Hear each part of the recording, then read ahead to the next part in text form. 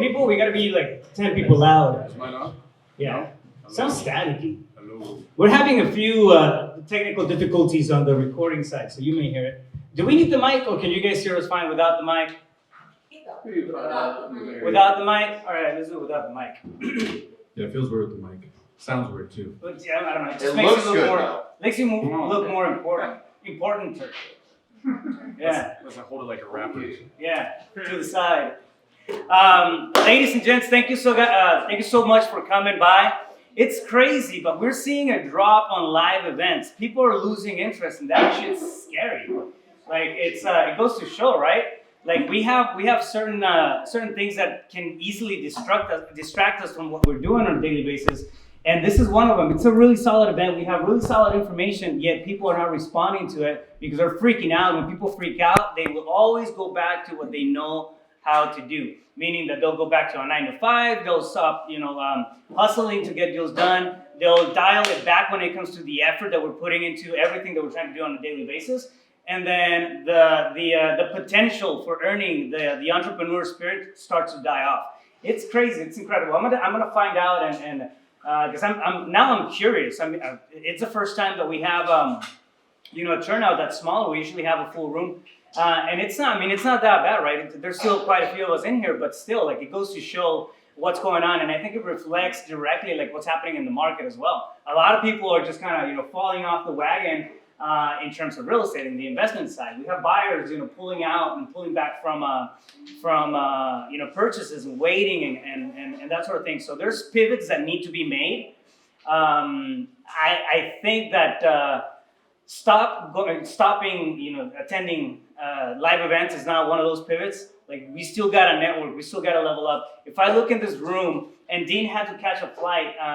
But the guy that was here earlier, he's from Cali, and he's doing a lot of business over there. So he's doing pretty good volume on stuff. But he's coming in, he's leveling up. He just came from a podcast. He used to play for the Chargers, NFL. Yeah, so he's in that space, and he's going heavy into it. We have lenders here. We're going to talk about infinite banking, how you can become your own bank and actually compound your own interest. We have engineers in the room. We have people who crush it on land. So there's a lot of conversations that need to happen, even if it's a tight group, right? If it's a tight group. So keep that in mind. Don't sleep on it. Who was it? Somebody made the comment earlier about turnout, and yeah, like, I feel like people are sleeping on the opportunity that we have right now, and it's frustrating, bro. Like, I don't know how you feel about it, but it's frustrating. I think people see the train, kind of slowing down and freak out. And kind of retreat, right? It's not the time to do that. It's the time to really push forward, because I feel like coming first quarter, around that time, first, second quarter, there's going to be a lot of opportunity out there. And if you're not positioned right, mark my words, if you're not positioned right to take advantage of all that stuff, you're going to miss out on another boat. How many people, like, raise their hands? Have you ever heard somebody say, I wish I would have known this in 2008? Yeah? Like, isn't that some bullshit? Like, we have that right now. Like, that's really what's happening. The thing is kind of repeating itself. Yet people are not engaging. So it's a big opportunity. If you're in this room, it means that you're active, right? For some reason or another, you're active in the space. The fact that you're active is going to take you somewhere where you can really crush it down the road. So anyway, that's my opening remark. It's one of the things that I'm noticing. And yeah, it's not the time to dial it back in any efforts. I feel like, on the contrary, like, we're supposed to be going heavier because now we have a wider room to run. So with that in mind, I want to thank you all for stopping by. I know you could be doing something else, but you're not. You're here dealing with us, and that's a pretty cool thing. My good friend, Devin Burr, I've known you for a while. I love what you've done, man, over the last several years. I remember we met back in it was actually a meetup too, yep. Right? Meetup at Batch Office, and you were getting into real estate and tapping into the wholesale side of things. And from that point on to now, like, you've evolved in so many different ways, man. Not to mention that he's crazy good looking, isn't he? Like, yeah. So I don't know. I mean, counterbalance. So I'm glad to have you, man. Give us a little bit of context as to, like, what's your background, how did you get started? What were you doing right before this? And then we'll dive into the meat and potatoes of it. Dude, you kind of took the words out of my mouth. How important this is. I actually got into real estate end of 2019. Knew nothing about it. I just HGTV shows. I want to flip houses, right? That's what everyone thinks. It looks sexy. So I quit my job October 8th, 2019. Went all into real estate. 2 months goes by. I haven't made a penny. I'm this close to going back to my job. And my mentor at the time, Templeton Walker. Anyone know Temp? Great dude, right? Crazy cool dude, yeah. So amazing. But he's like, dude, you're a people person. Like, just get out of your house and go where people are at that are doing real estate. I'm like, all right, cool. I hadn't left my house for like 2 months. My wife can attest to this. She was probably annoyed out of her mind for me. So I go to my first meetup and I just started talking to people, like building relationships. I met Rafael, I met Jesse, I met Evo, all those guys. And I started building relationships and I got deals with zero marketing. I was just going to meetups and asking people, how do you do deals? What do you do? Oh, you're a lender? I'm looking for private money. I'm looking for hard money. You just make those relationships. And from January till March, I did 8 deals, zero marketing. So some wholesales, some flips, and then COVID hits. Meetups go away. So I'm like, what am I gonna do? So I just start researching stuff online, trying to get better, figure out what I can do to kind of pivot. And I heard someone talking about becoming the bank. And I came from a banking background. I worked at Quicken Loans doing mortgages. So I'm like, this kind of makes sense. Be the bank. I like the sound of that, right? Why borrow from the bank when I could borrow from myself? Why pay the bank interest when I could pay myself interest? So I went down the rabbit hole, learned about it, and started implementing it in real estate deals.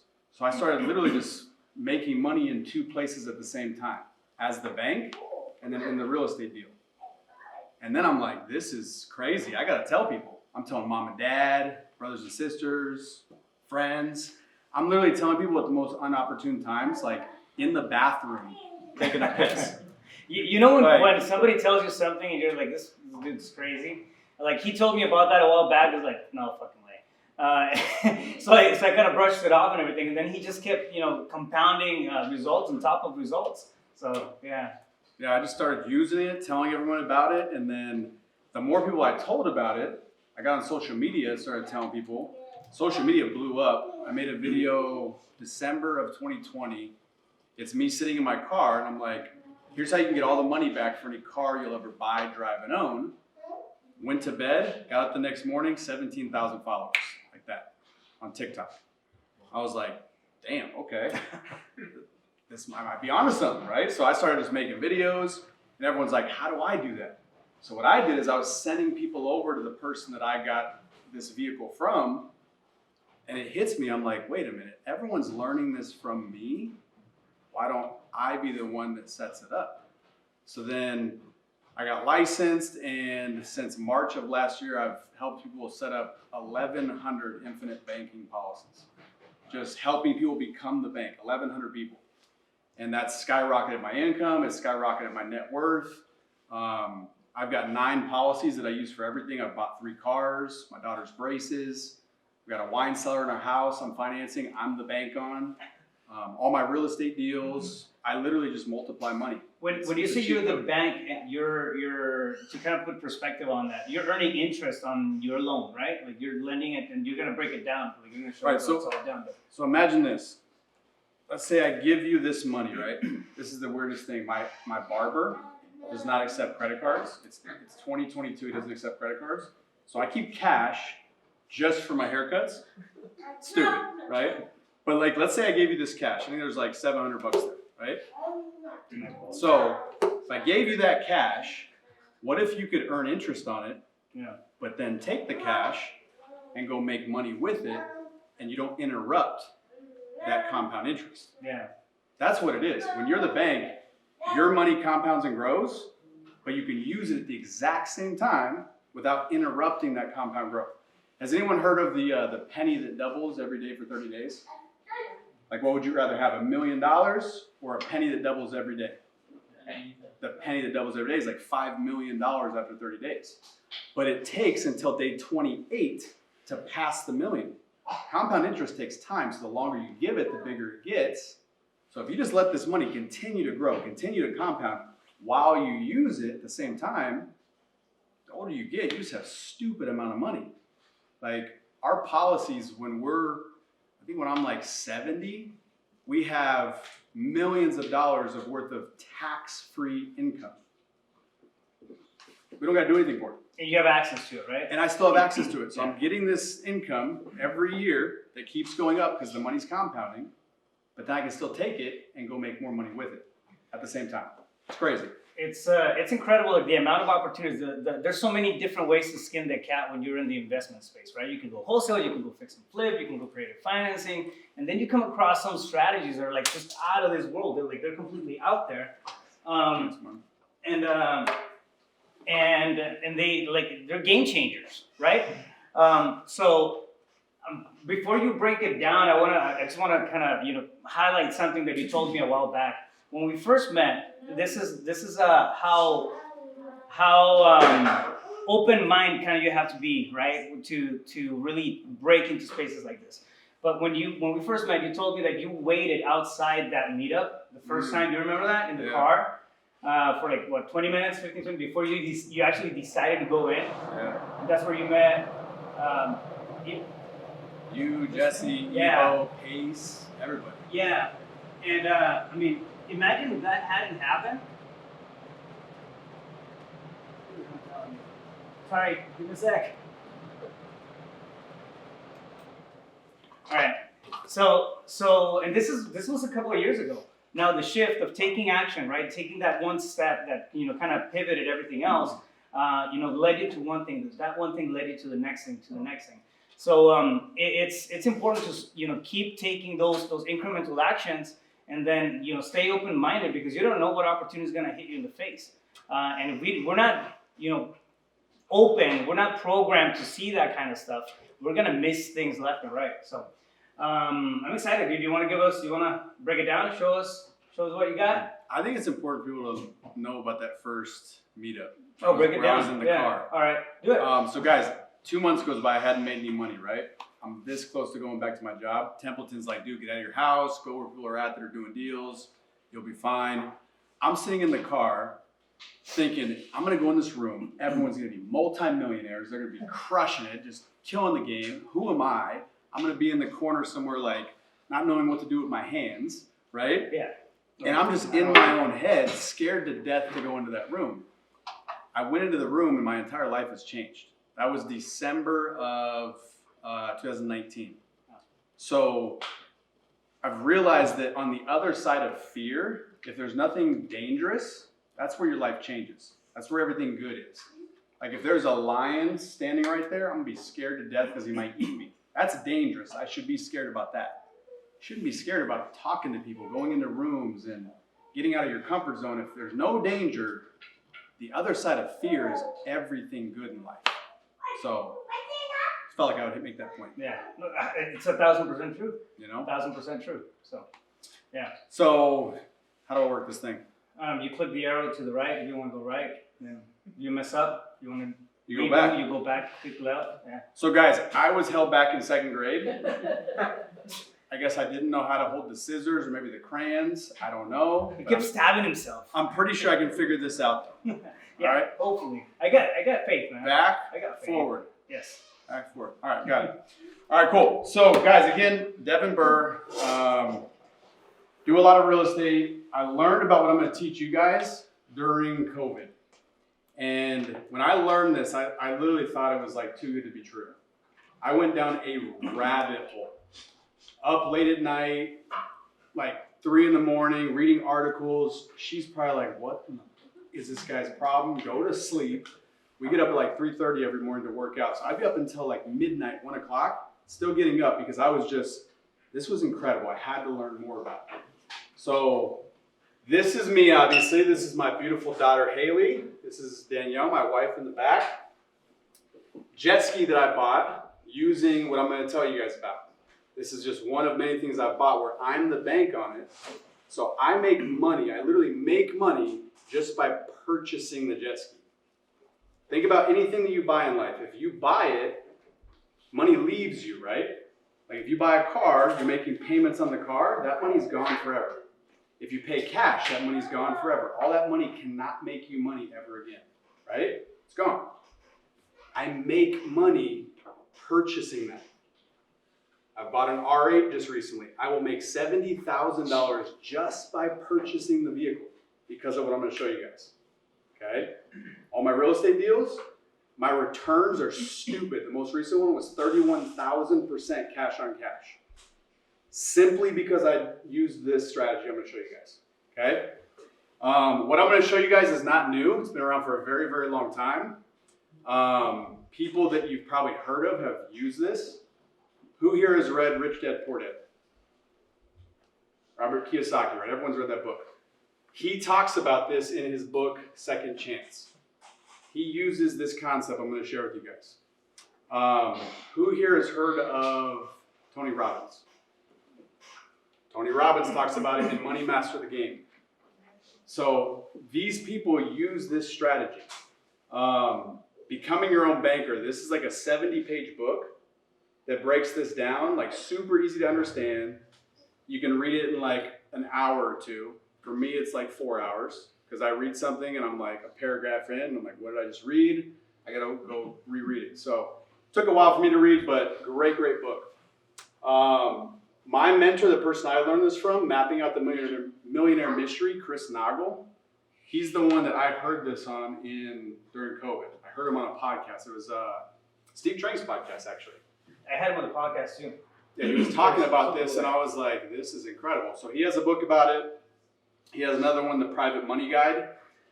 I don't invest a lot currently in real estate because it's just so volatile out here right now, right? So mainly I do the Burr method. My name's Devin Burr, Mr. Burr. It only makes sense that I do the Burr method, right? I don't do a lot of it right now just because it's risky. What I do is I lend private money. However, let's say if I lent you money at 12% interest and you pay me 12%, how much am I making? 12%, right? With this method that I'm going to show you guys, just by adding one thing, I turn 12% into 420%. By just adding one thing. Okay?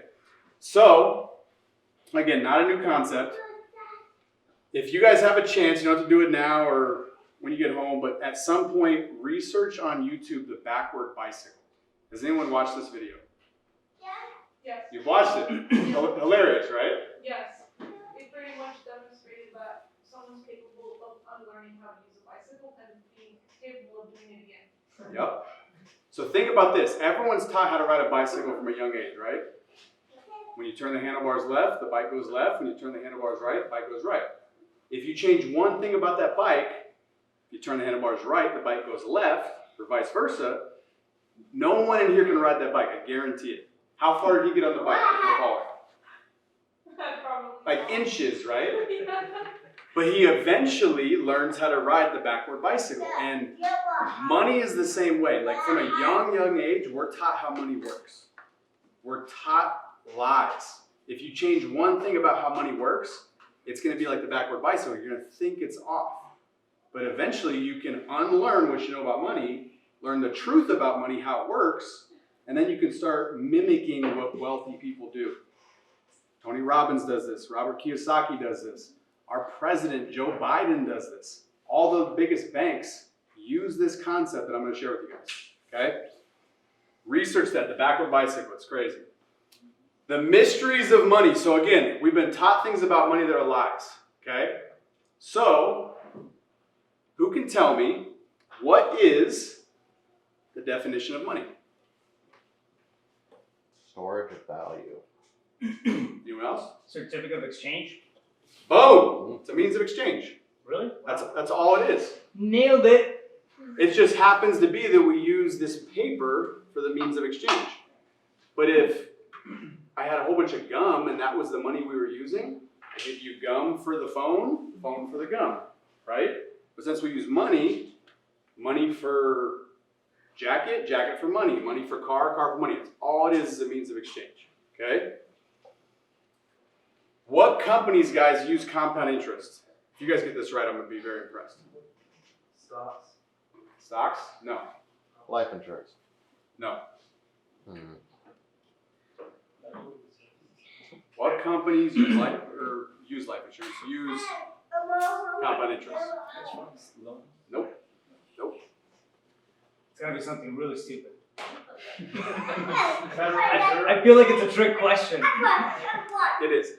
No companies use compound interest. Yeah. Think about this. Is everyone in here business owners for the most part? Yeah. When you get money into your company, what do you do with it? You deploy it, right? You put it into the next investment. You move the money. Do banks use compound interest? No. When you put money in the bank, what do they do with it? They lend it out. Money does not sit. Yet we are taught to save money, right? Put it in the bank. Have a rainy day fund. It's stupid. No companies do that. No banks do it. Why are we taught to do it, right? We're taught lies. Money should be moving at all times. It has to move in order to grow, okay? Are your dollars worth more now or in the future? Now, right? Inflation's crazy. So the money that you have is worth more today than it'll be worth tomorrow, the day after. Yet, again, we are taught to save money now and spend it later. Think about retirement accounts. Put money away, and then use it later when it's worth less. Doesn't make sense. We are taught not to spend money now. Okay? Just trying to get you guys to think a little differently. Taxes, do they go up or down? Up. Tax code came in 1913. The highest tax bracket back then was 8%. What is it now? 40? Right? And if it doesn't go up, they just learn to tax us on more things, right? So taxes go up, they don't go down, yet we are taught, put your money in a 401k. Avoid taxes now. Don't pay them now. Pay them later when they're going to be higher. It makes no sense, but that's what we are taught to do. We're taught to save money, not spend it now. Pay taxes later, not now when they're the lowest they'll ever be, right? Think about this, guys. We do things with money we would never do with the things money buys. You go to the store, would you buy a loaf of bread, put it in the freezer, wait 5, 10, or 15 years to eat it? No. Would you buy a car, park it in your garage, wait 5, 10, 15 years to drive it? No. Again, we do that with money. We put it away in some retirement account and think it's going to be better when we use it. But then we have, oh, my company matches it. If you buy 2 loaves of bread, and then magically there's 4 when you take them out in 10 years, are they any good still? No. We do things with money we would never do with the things money buys. Okay? Oh, did I do something? You touch screen. I told you. Right and left, that's it. One Okay. job. All right. Who here has a retirement account? What do you know about your retirement account? Not much, right? Who has control of your retirement account? Not you, right? Most people know nothing about their retirement account. It's just we're taught to do it. We're taught, put your money here, and hopefully when you're 65, you can ride into the sunset, right? It's just we're taught lies about money, guys. You're making a great, like a big point, man. I've talked to a lot of people who are past retirement age. You know, they're at the point where like they're living on whatever they built, and it's been more than 3 people that I've talked to, and they said, listen, when I was putting all this together, I mean, my pension was a big thing, right? And it kind of painted that picture of prosperity for retirement when they grew. Like I'd be able to live on that. But now you look at a pension, it's almost a joke. I mean, people go their whole lives working for something that pays them, you know, pennies, really, for what they need to survive and live, right? And most pensions aren't even a thing anymore. Yeah. You don't even have pensions. It was replaced by 401ks. Exactly. Right? So taxes going up and then money being worth less as you go. I mean, that's really the result when you look at when you expand the timeline 30, 40, 50 years. Yeah. So we're taught to save money now, not spend it. Spend it in the future when it's worth less, and pay more taxes than pay less taxes. That's what we're taught. So guys, I need you to unlearn that. And what I'm going to teach you guys is spend your money now. Spend it now. Pay taxes now and never pay taxes again. Ever. Spend money now when it's worth the most. Pay taxes now when they're the lowest. Never pay them again. okay? And when you spend that money, remember, you're not gonna interrupt the compound growth. It's gonna keep growing. Tax-free, again, pay taxes now, don't ever pay them again. Yeah.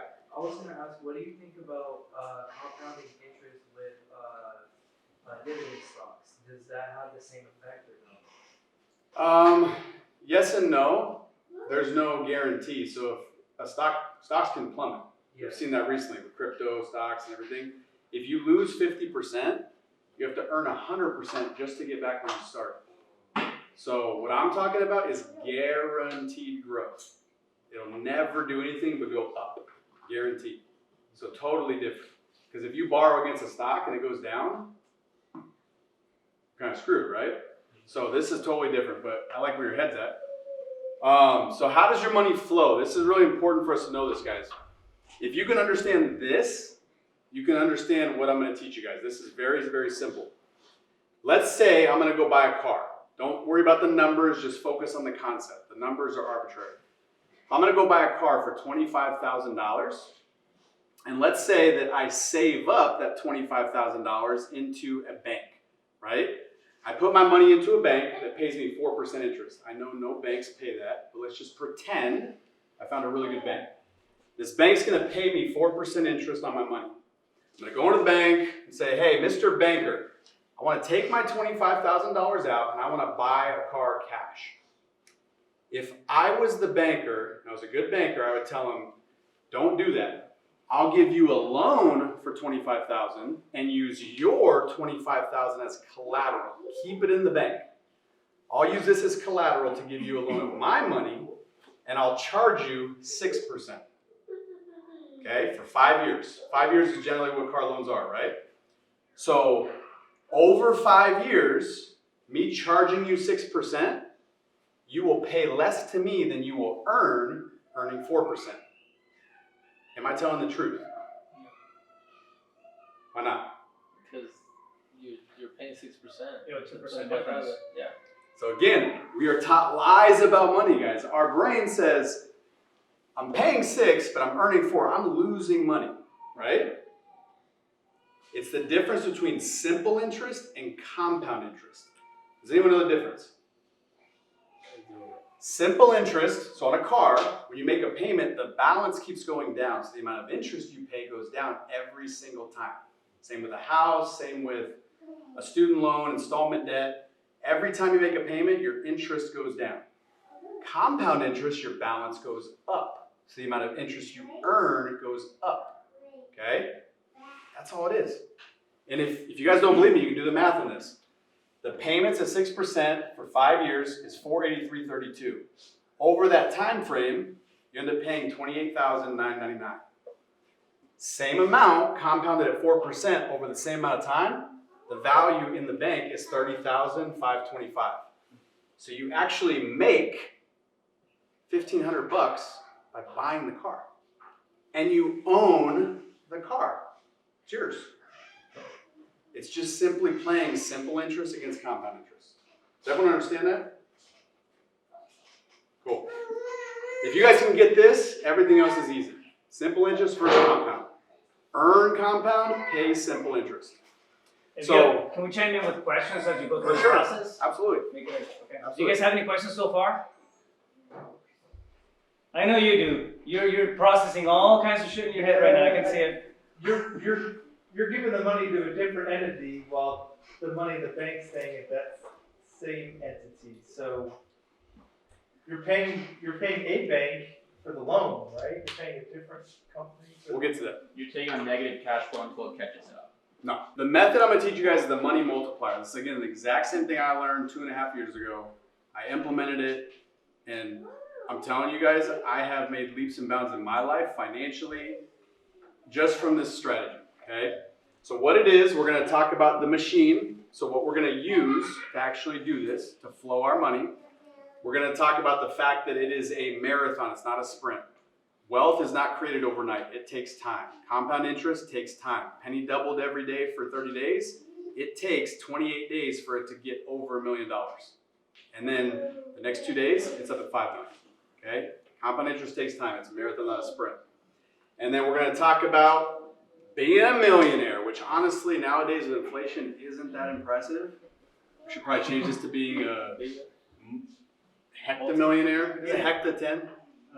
Deca, yes. Deca. So we should probably change that. How do you say that? How do you say like a millionaire in tens? Deca. Deca millionaire? For some reason I thought it was That's a very hecta. long word. That's 6. We gotta make it sexier. Deca Six is millionaire. sexier than 1. But. Yeah.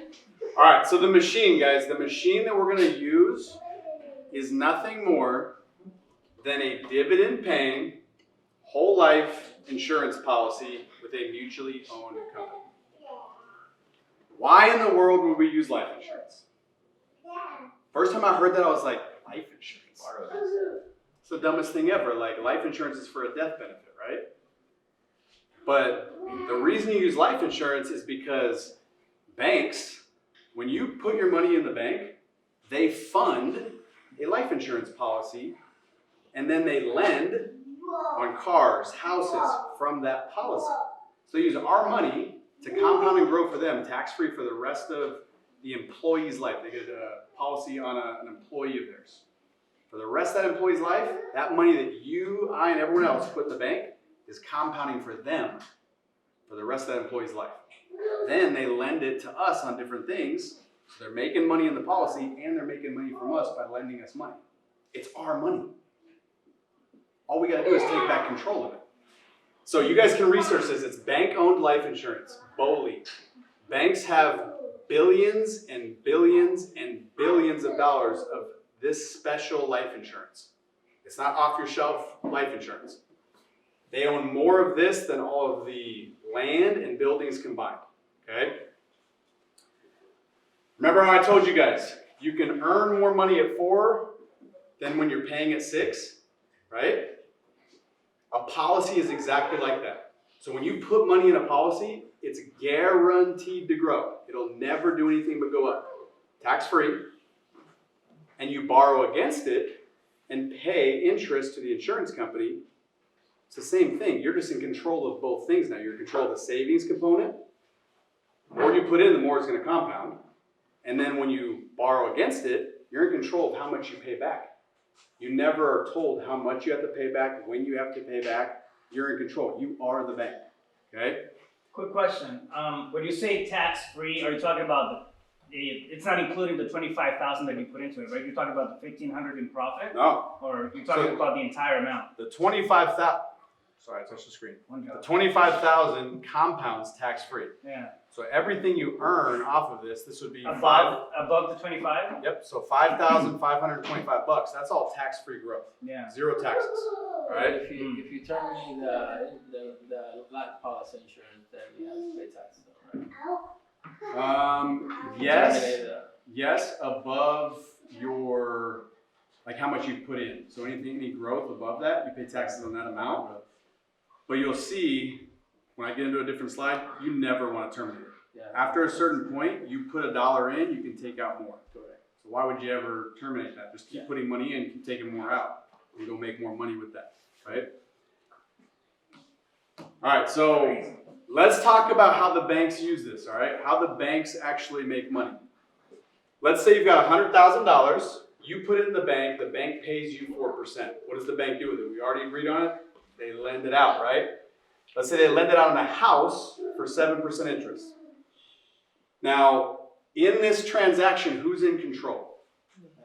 The bank. They check your credit. They got to get financials from you. They're in total control of this. So they lend your money out at 7%. What have they just done? They've arbitraged 3% off of your money, right? Paid you 4, they made 7. What happens when the homeowner sells the house? They put the money back in the bank, right? So the bank used our money, lent it out, made a 3% spread. The money always comes back to the bank. People don't keep their money under their mattress, right? They don't keep it in the backyard. They put it in the bank. That's what we've been taught to do. As soon as it goes back in the bank, what do they do with it? Lend it out again. So let's say they lent it out a car at 8%. Paid us 4, lent it out at 8. So they made a 4% spread, right? Money goes to the car dealer. Car dealer takes it, puts it into their business bank account. back in the bank. The bank has control of the money again. What do? They lend it out again. So now they're going to do a home remodel, let's say. It's second lien position, so it's more risky for the bank. So they charge higher than first lien, right? Bank is always in control. So they charge 9. As soon as the contractors get that money, they put the money back in the bank.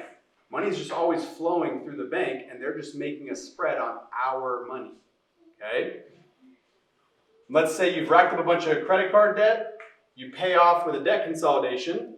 There's no collateral, right? And everything else, the house was the collateral, the car was the collateral, house was collateral. There's no collateral in debt consolidation. It's more risky for the bank, right? So they charge higher interest. They're in control all the time. But it's our money. So what happens? Pay off credit cards. Credit card companies put the money back in the bank. So what has the bank done? They've stacked interest rates. They made 3%. Then they made 4%, and then they made 5%, and then they made 8%. How much did the bank make? All you mathematicians. A lot. 20%? Everyone agree? It's going to blow you guys' mind. They made 500%. Think about it. They didn't use their money. They didn't have any money in it. They used their money. They didn't use their money. They paid us 4%. That's all the money they have in the deal. So they turned 4 into 20. It's a 500% return by using our money. So by changing one thing, where your money goes first, you can take back control of your money, and now you can earn that on anything you buy. You're going to buy cars anyways. You're going to buy houses anyways. You're going to buy these things. If you don't have cash to buy them, what do? This guy's got a Turo company. Yeah, I know. So bottom line, guys, is like, Yes. we're taught certain things about money and it's lies. Yeah. Everyone looks at this, they think it's 20%. They're not using their money. They're using borrowed money. So they're making a huge return, right? I have a question. Years ago, my uncle, he's a banker, and he said that the best way that you can pay yourself back is to, when you put money to a savings, you pay yourself interest. Is that the same concept, or is this? Yeah. Mm-hmm. Yeah, we'll get to that. I have a question. I was asking you borrow your money, or when can you start pulling your money out, or borrowing? If it's a normal whole life policy, it takes like years. 8, 9, 10 years. What I'm talking about, within the first 30 days. Oh, okay. So it's super liquid. Depends on what you pay. Is this index universal life? No. I want to know the difference. I'll definitely tell you the difference, but a lot of this is, I'm sure you guys have heard of infinite banking. Have you heard that term? A lot of people push index universal life for that, but it's nothing the same because index universal life, it has no guarantees. Like A lot of fees too. a lot of fees, the fees go up every single year. So every year that you get older, you're more expensive to insure. Borrowing restrictions. Yeah, I mean, there's just, it's basically pays the agent a ton of money. Yes. So what we're talking about is just properly structured whole life. That's it. All right. So banks, guys, you can look this up. They make 400 to 1,300% on our money. There's not one bank in the nation that makes less than that. You could look up any year, this year, last year, 20 years ago. They all make 400 to 1,300% on our money. Why do we keep putting our money there? If we simply change where the money goes, put it into a properly structured policy, and then borrow against it instead of borrow from the bank, pay ourselves back with interest instead of paying the bank back with interest, now we get 400 to 1,300% on everything that we buy. Make sense? All right. So annual spending patterns. This is something I really want you guys to really sink in is think about when you make any money, right? Every dollar that you make, and this is statistically speaking in the US, 25 cents of every dollar goes to automobiles. 35 cents goes to housing. So you're talking about your mortgage, your insurance, all that. And I think it's 40%. I'm off on the math. It goes to everything else. So like taking trips, food, entertainment. That means only about 10% is actually left over for savings. And this is being generous. The average savings in America is 5%. Crazy. What do most people think about when they want to become wealthy or make more money? They think, I'm going to take this savings and go make a big rate of return, right? Go put it into a real estate deal, go put it into crypto and go to the moon. If you make a big return, what do you also have? Heightened, that too. You have heightened risk. Higher your return, higher potential upside, the bigger the risk. So you could use all this 10% and lose everything. I don't want you guys to risk this money. I want you to simply recapture everything you're giving to everybody else. So you're not going to work any harder. You're not going to do anything different besides just control who gets the interest, who gets the money. So if you look at 10% is your savings, 25 cents of every dollar goes to automobiles. Out of that, you have about 5% of it, or 5 cents, goes to interest. So if you can just simply recapture that 5 cents, instead of it going to a bank, you keep it, you just got a 50% return on your savings. Your house, every single payment you make, 85% or more goes to interest in the first 8 years. Banks, again, are in control. They know that people don't stay in houses that long. If they do, they refinance. They take cash out. They reset the clock on all the interest. It's not about the interest rate. It's about the volume of interest, how much they're getting over time, right?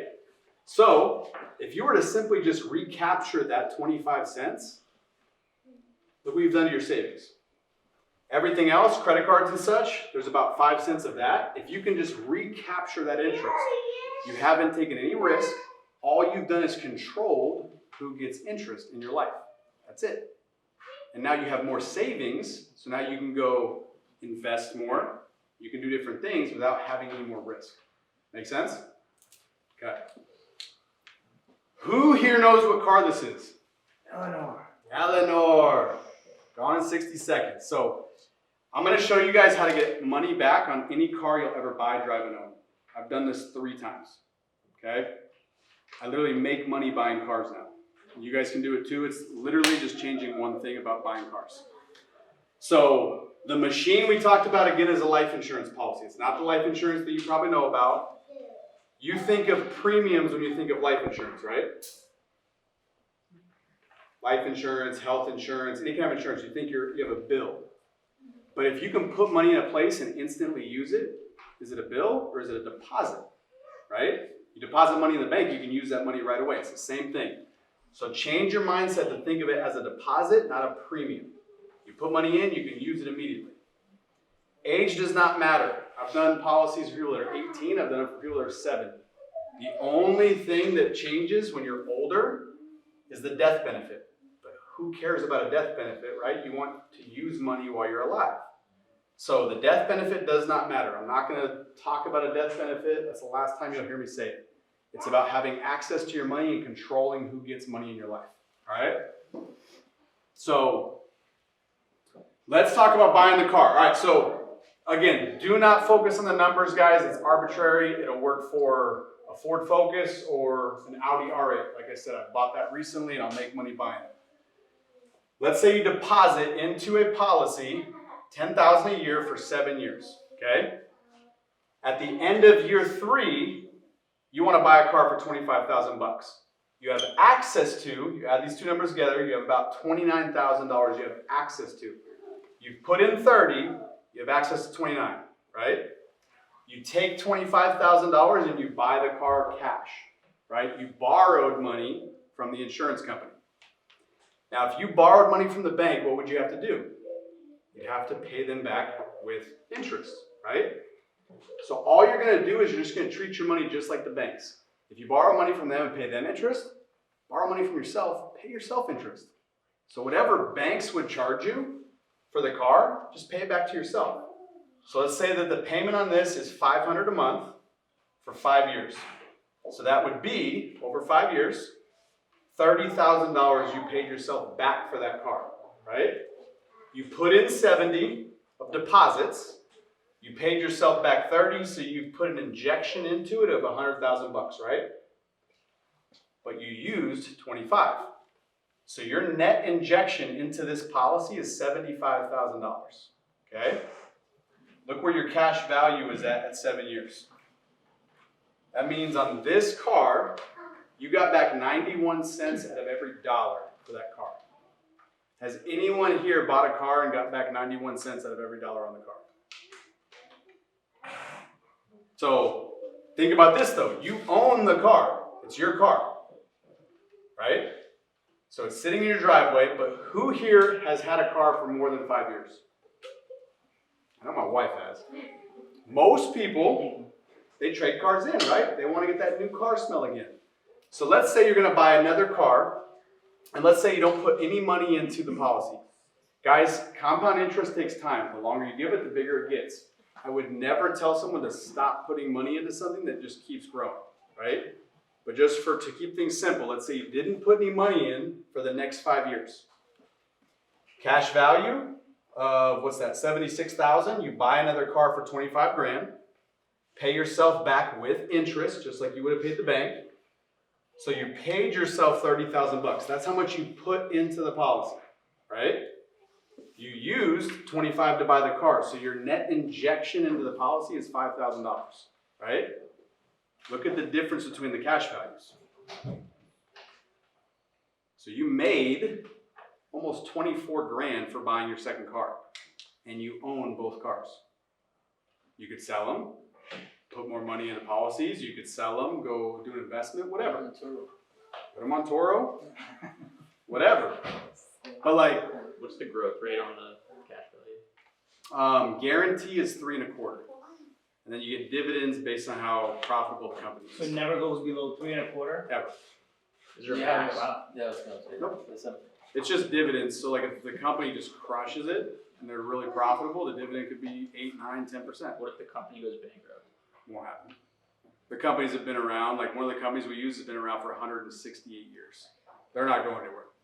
Like they're profitable, so they pay dividends every single year for over 100 years. Great Depression, World War I, World War II, they're not going anywhere. But if they do, great question, there is insurance that the insurance company has. So They have a life insurance policy too. pretty much. I have one that caps out 15% return. So you have an IUL, Index Universal Life. I would get rid of it. I have 2 of them and I hate it. I wish I never did it. It was before I knew all this stuff. But for this to work, guys, it's really simple. 3 things you have to do. You have to pay yourself first. Always pay yourself first. You have to pay yourself back with interest. So if you borrow money from yourself, pay yourself with interest, just like you pay the banks. And then you just have to recycle and recapture the money. You always have to be, like, remember how the bank, it goes and gets lent out and it comes back to the bank. Gets lent out, comes back to the bank. You always got to be doing that with your money for this to work. If it works for the car, what else does it work for? Investing. Anything. Investing. I bought the jet ski. We've bought a wine cellar in our house, landscaping in our backyard. I got a cold plunge, $5,000 cold plunge. I'm a maniac and I get into 40-degree water. I bought that with a policy. I'll make money on it.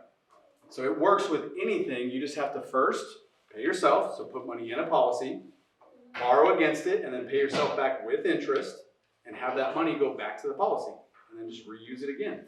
It's really simple. You just have to change your mindset around money a little bit. So to kind of simplify it, and let me know if I'm wrong here, but say that, I don't know, you put $10,000 into it. The least that you're going to be able to make on that is going to be 3.25%, right? The least. For the rest of your life. Yeah, exactly. Compounding, right? Yeah, Yep. compounding. So if you put 10,000 in, let's just use it easier now. Let's say 3%. It will never be 3%. Let's just say 3. You would have made $300, right? Yeah. So compound interest means now you're earning money on 10,300. 300. 3% on that. So it just takes time for that growth to become really big. Yeah. In terms of like your personal cash management, like you are, unless you invest the money in a cash flow producing way, you are taking on personal negative cash flow until the value catches up where you can then borrow more. Correct. So like you have to have the money, like again, if you buy a car using this, you have to have the money to pay To yourself make the back. $6,000 payments. Right. Whereas if you put in a property, you're making $6,000, then you can make payments with that. Correct. So buying assets, using this to buy assets is the best thing you can do. Using this to buy cash flowing assets, Double dipping, yeah. you're making money in a policy, you're making money in the asset. If you buy liabilities, cars, things like that, it lessens the impact. You make a little bit of money over time, but you could make a lot more if you took it and put it in investment. You gotta fund it. No, that's the starting. Yeah, that's the thing. You got to pay yourself You have first. to fund it, yeah. Money has to go there first. So what I'm going to show you guys, this blew my mind when I learned this, is if you change that one thing where your money goes first, what you can do with this in terms of debt. Who here has debt? Probably more than you want, right? This is a client of ours that had 9 third-party debts, and he was a chiropractor, like 40-something years old. He was saving $25,000 a year. So doing what most people do, they take their money, they put it in the bank, right? By changing just where that $25,000 goes first, this debt, if he took the 25 grand, paid extra on all of his debts, like most people think of, it would take him 19 years to pay off all this debt. It's $478,000, $70,000 a year as far as the debt payments were. So if he just took his 25 grand, it would take him 19 years.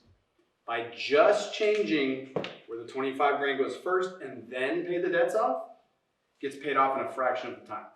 Okay? Let me show you guys how this works. So let's say year 1, you put 25 grand into a policy. This guy had access to immediately in the first 30 days, almost 15 grand. So he takes the 15 grand, that 25 grand is going to keep compounding. He's going to pay off his Discover card and his Lowe's. And he's going to pay down his Nordstrom's. So these payments he no longer has to make, right? He's paid those cards off. But he used to pay them every single month without fail, because if he missed a payment, what happens to his credit? Right? So if he paid them on time every month, shouldn't he pay himself on time every month? So all he's going to do is just take what he was paying them and pay it back to his policy, recapture what was leaving him and his family. 21% and 11%. That's $448. So now what he's going to do is take that money, throw it back into his policy. So second year comes around, he puts in 25 grand again. Again, he's not changing anything. He was already saving 25 grand. He's just changing where it goes. Puts 25 grand in the policy, he's now got access to $16,571, because again, it never stopped compounding, so he has access to more every single year. He was recapturing all this money, so that comes out to $5,374 for the year. So now he's got access to $22,000. He's going to pay off Nordstrom's, pay off Wells Fargo, pay off the private loan, and pay down his BMW. All these payments, 3%, 21%, 10%, was going to the banks, right? All he's going to do is just pay it back to his bank, his policy. So now he's recapturing $1,900. That money used to leave him and his family forever. He's now getting it back into his policy, into his banking system. So now, year 3, this is where it gets juicy. This is why you would never want to cancel a policy. Puts in 25, he can immediately take out more. If you could do that, why would you ever stop that from going? That's only after 3 years. I'm 37. 3 years I'll be 40, still super young and doing my thing. But I hope I live to like 70, 80 years old. How much compound growth can you get over that kind of time, right? So remember, he was recapturing all this money, putting it back into his policy. So he's got all of that grown, plus the cash value. So now he's got $48,000. Pays off the BMW, pays off his boat, pays down his condo. He can now recapture this money that was leaving his family, 7.5% and 9%. So now the dude is recapturing $3,600 that used to leave his family forever. Once you give money up, you can never make money with that money ever again, right? He's now getting it back, okay? So think about this. As I told you guys before, this is a marathon, it's not a sprint. What has he done so far? 3 years, he's put in $25,000, so 75 grand. He's taken loans for 14, 16, and 25, so he's taken 55,000 in loans. How much does he have left in the policy? 75 or more. Yes, because he's not using his money, he's borrowing against it, right? Most people would think he's got 20 grand left in the policy. He still has 75, compounding and growing tax-free, all right? All right, so let's look at year 4. Puts in 25 grand. Again, has access to more. It never goes down. It always goes up. He's been recapturing all this money, so he's got $70,000. He owes $96,000 on his condo, so he can't pay it off yet. So nothing really changes that year. Again, it's a marathon, not a sprint. So he can't recapture that money yet. Year 5 comes around, puts in 25 grand, has access to 27. Again, it's always a higher number. He's been recapturing all of that, so he's got access to 71 grand. Pay off the condo, pay down the house. Now he can recapture that 879. Put it back into his policy. So he's got $4,500 now. Instead of it going to the banks, it's going to his bank, his policy that he can use for whatever he wants. All right? So year 6 puts in, I can't miss this part. The way these policies work, guys, you can only put so much in them for so long before they become taxable. So with this guy, he can only put in for 5 years, 25 grand. After that, he can only put in 10,000 bucks. But he puts in 10,000, he's got access to 13,000. Doesn't suck, right? Is there a year 1 limit max out that you could? Like, what if you want to buy a car for cash, 70 grand, but you see a whole life at 70 grand or start that? Or is that? Yeah, you can do, it's called a single pay, but it's not good for this strategy because you want to be able to keep adding to it. If you just put a whole bunch of money in, you can't add anything else to it. You want to be able to keep putting money in for the rest of your life. So this guy can put in into this first policy $10,000 every single year for the rest of his life. But since he can't put in any more, he's going to start another policy. You can have multiple. I've got 9 of them. Because as I get to the max, I start more, right? So he's got access to 13 grand from his first policy. I touched the screen again, my bad.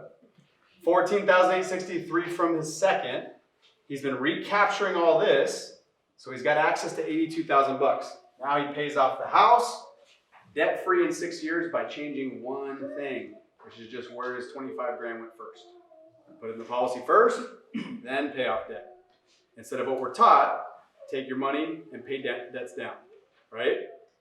He didn't do anything crazy. He literally just put his money in a place that he has control of, okay? Anyone got any questions about that? So you get capped out on the maximum that you can do a year, but you can continue adding 10K a year forever? Right. Perpetual? All right, so eventually, okay. And that's just this example. So every policy is different. Like I've got a policy that's 125 a year. And once I get to the max, I can only put in 50 a year. So every policy is just a little different. You have to put the maximum, you have to agree to put in a certain amount every year, or what if you wanted to put in 50 1 year? Instead of the max, you mean? Instead of 125. You can do that, yeah. You just have to put in the minimum. So on this guy's policy, his minimum was 10 grand. He could put in up to 25. Gotcha. But he doesn't have to. And if he has a good year, he wants to do more, just start another policy. Start another. Yeah, you can't put more than 25. And you set that limit. So you say, I'm going to do 25 a year, 50 a year, $1 million a year, whatever. Everyone's different what they can do. Can you adjust it? Can you bump it up? Like, no, once you set it from the beginning, that's it. Like that's what you do. That's the max you can do. If you have more money, you just got to start another policy. Which is pretty easy. Once you have one, as long as the only way you really can't get one is if you're not insurable. So if you're like really sick, things like that. But then you can just insure other people. Like I've got 3 policies on my daughter. So like you just have to have an insurable interest in them. I want my daughter to live a very long time. I can't insure some Joe Schmo because the insurance company's gonna think I'm probably gonna try to off them to get the death benefit. I'm not gonna off my daughter to get the death benefit. That's true. Yeah, sure. Anything else you put in above and beyond that gets you all the cash, all the availability. Within that death benefit, there's no fee. You never pay like me as an agent. It goes to the insurance company. The insurance company pays me for bringing them business. Does that make sense? So, great question. That didn't really matter, that slide. Millionaire. How do you eat an elephant? One bite at a time. You don't. But yeah, one bite at a time, right? So the man atop of the mountain didn't fall there. It takes time to really build long-term wealth. So this is not a get-rich-quick thing, guys. You're not going to put money into a policy and all of a sudden be a multi-millionaire. What you do with the money once you have access to it in the policy is what makes you wealthy. I've used the shit out of these policies. 9 of them, every real estate deal I've done, everything I purchased, I use policies for it. So I've done really well, but I use the money. I don't just put it in there and say, all right, good to go, right? Quick question, Mark. Have you done the numbers for anybody when looking at taking out what they have on their 401k? You know, taking the penalties, taking the tax liabilities. I don't know if you've done the numbers. I Would did it work? it myself. Okay, how'd it go? So I had a 401k from an old employer before I went into real estate. It was 175 grand. I liquidated it, 10% penalty, had to pay the taxes. I was left with about 125 grand. That was that policy. I did 125 grand a year. I had access to 109 within like a week or two. So I put in 125. That 125 is gonna keep compounding. You had access to that much because it was a bigger policy. Yeah. Like, So I had access to 109. I took 109 as a loan, went and did a flip, and I made like 60 grand. So I made the 109 back plus 60. So I paid back the 109 to the policy. Now I got 60 grand. I started another policy. And then took a loan from both of them, did a bigger deal. See what I'm saying? So yeah, it's I think that model lends itself, especially for our industry, man. I mean, this is one question that I get from students all the time. Like, I had one that was freaking out because he had $48,000 in a single deal that he got paid on. He goes, I don't know what to do with it. Like, what do I do? Don't do anything. Hold on, pump your brakes. But this is a perfect strategy because you roll it into it and it keeps growing, right? It's not.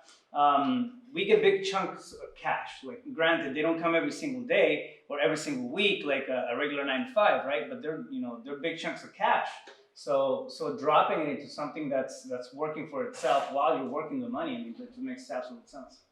yeah, because if you drop money into a policy, it's guaranteed to grow. I don't know how many times I can say that. Like right now, money's scarce, right? It's hard to get loans. They're super high interest. It's hard to borrow. I don't know, bro. The bank pays me 0.01% on my stuff, so Killing it. But think about it, if you put money in a policy, it grows at least 3.25%, tax-free. So that's like making like 6% before taxes, right? And then you can borrow against it and not interrupt that compound growth. Who determines the interest rate you pay to yourself? You're the bank. Said it, that's what it is. Yeah, so what I do is I'll take a policy loan and I'll lend it to my LLC. So I'll create a note between me and the business. And I'm the bank. I dictate the terms. So I say I'm going to lend it interest only, indefinitely at 15% interest. So my company pays me 15% interest only, goes back into my policy. Again, I'm recapturing that money. The money's just into investments, and I'm getting that tax deduction off of my taxes. It's a business. on your business side. Because like IUL, they like set the interest rate. Right? Yeah. And that sucks.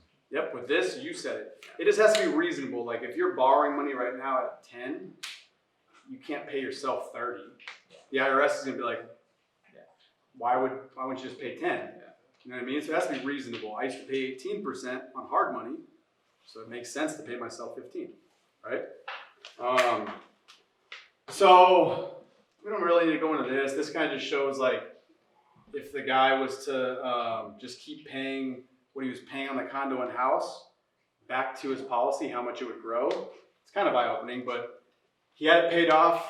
He had that many payments left. That was the payments on the condo. He had this many left on the house. Those were the payments. So he had that much more to pay to the bank. They're both paid off. If he pays that back to his policy, he's putting $500,000 in his policy basically.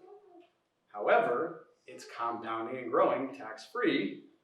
It used to be 4%. They lowered the guarantee, but that ends up being almost $750,000 that he now has access to if he would have just kept treating his money like the banks do.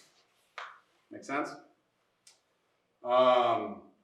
So that's really it, guys. I mean, when I learned this, I was like, everyone needs to know it. Everyone needs to know this. It's a no-brainer once you really understand it. So I just started telling everyone that I could. And if you really think about it, there's a couple of things we didn't talk about. We didn't talk about a death benefit, right? Death benefit doesn't really matter. But we're all gonna die at some point. I hate to be morbid, but it's gonna happen, right? when you die, your beneficiary gets a tax-free death benefit. So when you die, you're gonna live or die, right? One or two things are gonna happen. You're gonna live or you're gonna die. It is what it is. If you have this and you're alive, are you better with or without this? With it. With. If you die, is your family better with or without this? So like literally as soon as you really understand how this works, in my opinion, everybody should do this. And if everyone did this, I honestly think inflation wouldn't be a thing. Because what do banks do? They print money, right? The Federal Reserve prints money. That causes inflation because it puts more money in circulation. If we didn't put money in the banks, they couldn't do that. Everyone knows what fractional lending is. For every dollar you put in the bank, they can lend out 10. If we don't put money in the banks, they can't lend it out. There's no more inflation. So I love this stuff, guys. I can talk about it forever. If you guys have questions, anything that wasn't answered, I'd love to answer. Any questions? Anything that popped up? I know that statement at the bottom, my son's gonna use it against me. Fucking guarantee. He's already look at him. Look at his face. He's laughing. I have a quick question, but on people that have pension, like for my wife, she's a teacher, and I know those are hard to get access to. I think you have to wait till you retire or if you leave the job. Do you know any other ways to get those out, to like cash them out, to open something like this? Is it like a 403B? It's a state pension, so it's under the Arizona State Retirement System. I don't think she can access it. Yeah. If it's like, I know that when she retires, they give her access to either a one-time cash payment, which most likely that's what we end up doing. that's what she should You know, do. instead of doing the monthly, you know, because that way you go for something like this, have access to it, maybe growth. Especially the quick story. My wife's mom, my mother-in-law, she passed away. She was a teacher for like 30 years. She was 2 years out of retirement and passed away. Nobody gets that pension. That's how it was gonna work. Like if you retire and you decided to take it on a monthly, you know, and you pass away, nobody gets access to that pension. Oh, wow. Yeah. I didn't know that. Well, if you cash it out, you cash it out. You can do whatever you want with it. Yeah. And it goes to my point is like, is money worth more now or in the future? Right.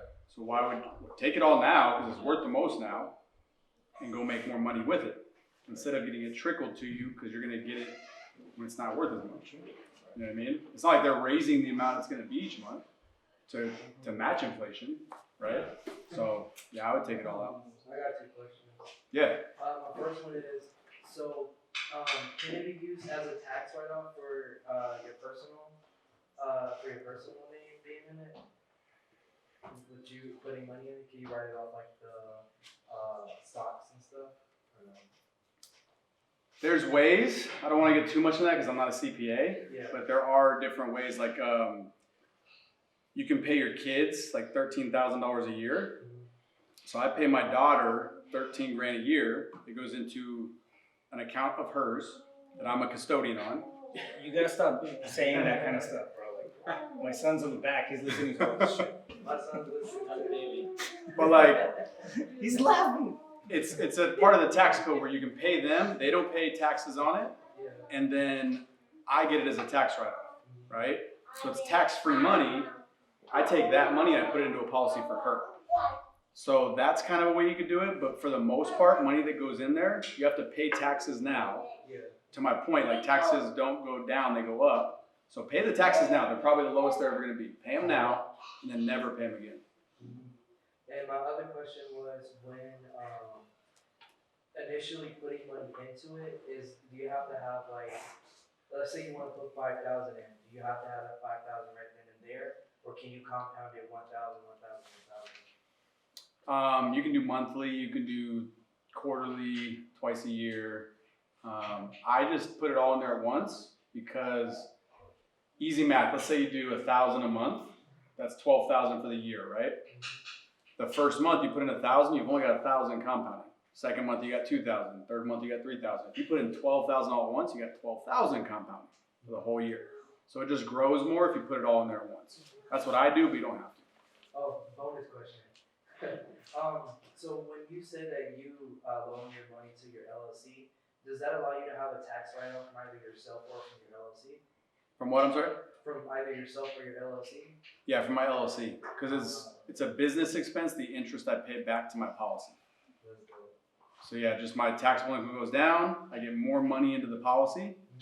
So it's just kind of a little ninja move that I do where if I lend my business, let's say 100 grand, and I charge 15% interest, 15 grand for the year is going back into the policy to compound tax free. And then I can lend that 15 again to my business. So now I've got 115 grand lent to the business at 15% interest, which is 17.5. So then I've got that going back into the policy to compound tax free. Then I take that, lend it to the business again. Now I got 130 something thousand. So the more you do it, the bigger the numbers get. And that's, again, what you do with it is what dictates how well it does. And I've put this shit on steroids. One thing that I wasn't understanding was, sorry about that. One thing I wasn't understanding was, when you say you have access to this amount, so whatever is capped or whatever is limited on the access is the amount of the the amount of the policy, right? Like so for example, you have a if you have a $10,000 a year policy, anything above that is what you have access to. Is that how it goes, or did I misunderstand that? No. So easiest way for you guys to probably understand it is to relate it to houses. When you put money into a house, what happens? You build equity, right? And then you can go use that equity for whatever you want. You can get an equity line of credit. So a policy is the same way. Every time you put money into a policy, you're building equity, which is the cash that you can use. You can use that for anything that you want. If you borrow against your house, does your house value go down? No. It's the same thing as a policy. You borrow against your policy, the equity, the value doesn't go down, it just keeps going up. Right? But normally, what percentage of the policy value can you take out? Immediately, it's about 70 to 80%. Depends on how it's set up. Okay. You gotta leave something in there because there's a cost of insurance. That goes to pay the death benefit. It's the cost of the actual policy. You don't have access to that because that doesn't grow cash value for a long time. It takes like 8, 9, 10 years. But everything else you're putting above that minimum, that builds cash value right away. But ideally, what I understand is that the longer you wait to take out money, the better. I mean, like 2 or 3 years into it, no? Nope. Just because that example you showed earlier. You just have access to more. 2 more, yeah. But think about this: if I put in 10, I can take out, let's say 7. Yeah. And then I take that 7 and I go double it. Now I've got 14, right? I put the 7 back. I start another policy. Now I've got 7,000 more compounding for the rest of my life. So you want to use the money right away. If you put it in there and just let it sit, way better than any bank account. 3 1/4, way better. And it's tax free. Bank accounts you get taxed. It's compounding too. Yeah. And if you take money out of the bank account, you don't earn interest anymore. Policies, you borrow against it, you're still earning. So if you put the money in this and just let it sit, way better than any bank account. Because it's also protected against judgments, lawsuits. If you get sued, can't be touched. That's huge. Hey Devin, going back to the 15% where you lend to your LLC, what tax structure is that so that you can actually claim it as an expense and the IRS isn't like, oh, disregarded entity or whatever, right? What's the tax structure on some? Is it like Devin to the LLC or is it an LLC to an LLC or? So it's me personally to the LLC and then the LLC back to my policy. So if there's still a taxation for me personally, but it's minimal because remember how I said the bank makes a spread? If they pay you 4 and they earn 7, they're keeping 3. When you borrow from a policy, you have to pay the insurance company interest to borrow their money. Because you're not borrowing yours, your money's collateral. So you're paying them interest. Let's say if I borrow at 5, but I pay myself 15, I'm getting taxed at 10%, not the total 15, because 5 of it's going to the insurance company. Does that make sense? That's another reason why you want to keep your interest reasonable. Exactly. Yeah. But there's also different ninja moves where nothing's taxable. But this is like me and my wife just set this up where it goes through private foundations, and 0 taxes. Doesn't matter what it is. If your foundation owns it, 0 taxes. You sell a house, $1 million, no capital gains. Can you lend to other entities? Mhm. It doesn't have to be a one specific LLC. Burr deal, hard money in, and you're loaning your LLC from this whole life policy. Is a conventional lender gonna have an issue when you rate and term refi to pay off the hard money lender and pay off your whole life policy? Because nothing's reported. It's a private contract between you and the insurance company. Nothing's reported to the government, nothing. And nobody would wait to do a 6-month cash out refi, they would just use this money here and you could avoid all that shit. It's like a private money lender. Yep. Wow. That's pretty damn powerful. Yeah. I think, I don't know, I think that the biggest hurdle with this is funding it. Like you say, you gotta pay yourself first. Yeah, you just gotta put the money there. You gotta fund Well, it. if you already have the habit of saving, I mean, then Yeah. all you're doing, like you said, is just reallocating that to something else. Makes Yeah. sense. I started small because I saw this exact presentation, and I was like, this is cool, but it kind of sounds too good to be true. So like, I was gonna do a really big policy, and then I was like, let me test the waters. I put $6,000 in, and then like 3 days later, I got $5,000 back out to use. I was like, dope, it's real. Let me start another one. So I tested the waters and kind of saw how it worked, and then once I knew it was real, I put all of my income in it now. As I make more money, I just start more policies. Because I'm 37. The more money I put in now, the more money I'm gonna have when I'm older. Do you have a cap of how much like you put into the policies before you start another one? No, just as much as you can. Like if I can put in $1 million into a policy, I'm gonna put $1 million into a policy. Yeah, but I mean, like when you decide to start another one, you have multiple. We have 9 of them. Yeah. So how much did you put into one account, and then you're like, you know what, this is doing its thing. I'm gonna move on to the next. Like, is it 15, 20, 30? It's when you have no more debt. So like, let's say I put 100,000 in a policy, I borrow out 70. Yeah. I take 70 and I go make more money with it. Yeah. I pay the 70 back. I can't put in more or it becomes taxable. So now I have to start another one. I've got this extra money I made. Yeah. I could put it in the bank, let them go make all the money, or I could start a policy and become a bigger bank for myself. Yeah. That's all this. That makes sense. Fire! So I have some family members that I just recently found out about that live in Mexico, and they don't have any documentation for America. Would they be allowed to set this up or no? No. It's only available in the U.S. to U.S. citizens and then also in Canada. It's a little different in Canada, but What if, because one of them recently moved to Colorado with one of my sisters, and he's not technically documented yet, but he lives in America. Would he be able to do that or no? I think you would need a green card Oh, okay. and then a bank account because when you take policy loans, they have to go to some bank account. So he would just need a bank account in the States and then a green card. Okay. Do you have a question? Yeah, how many policies do you have? As many as they'll approve you for. So, Work out. like, stay healthy, but again, if you can't get approved for one on you, like if your health goes down, just insure your wife, insure your kids, insure your brother, insure your business partner. I've got a friend that I've met through this industry that has 73 policies. Wow.